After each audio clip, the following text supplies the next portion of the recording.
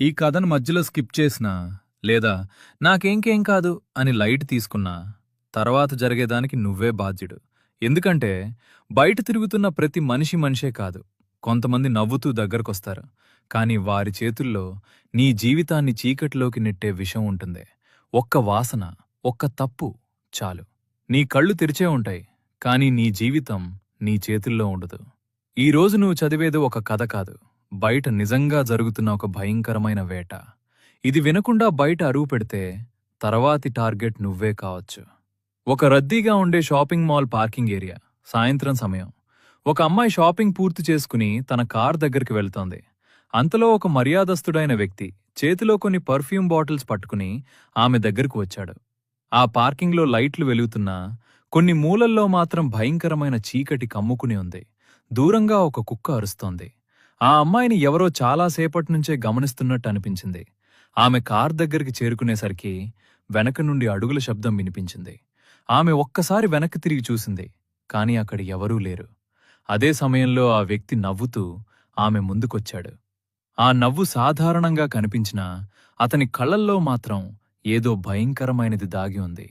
Madam, ఇదొక కొత్త brand promotion. ఈ స్మెల్ ఒకసారి చూడండి, చాలా బావుంటుంది. నచ్చితేనే తీసుకోండి, ఫ్రీ షాంపుల్ కూడా ఇస్తాను అని చాలా సాఫ్ట్గా అడిగాడు. ఆ అమ్మాయి అది మామూలు ప్రమోషన్ అనుకుని అతను చూపించిన పేపర్ స్ట్రిప్ లేదా బాటిల్ నుండి వచ్చే వాసనను పీల్చింది. ఆ తర్వాతేం జరిగింది? వాసన చూసిన 10 సెకండ్లకే ఆమె తల తిరగడం మొదలైంది. కళ్ళు బైర్లు కమ్మాయి. ఒళ్ళు తన ఆధీనంలో లేదు.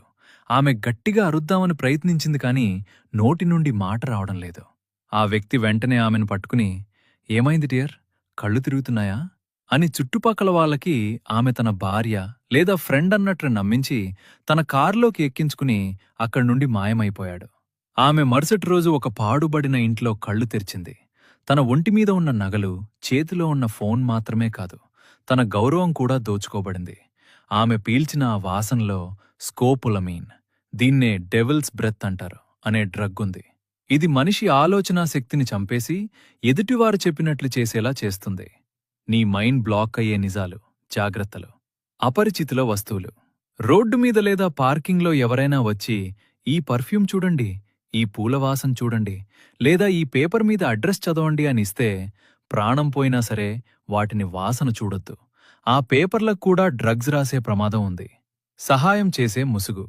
మీ కారు విండో మీద ఎవరో పేపర్ అంటించారని లేదా టైర్ పంచర్ అయిందని ఎవరైనా చెబితే వెంటనే కారు దిక్కనే కారు లాక్ చేసుకుని సురక్షితమైన చోటుకు వెళ్ళాక చెక్ చేసుకోండి. లిఫ్ట్ ఇవ్వటం, స్లాష్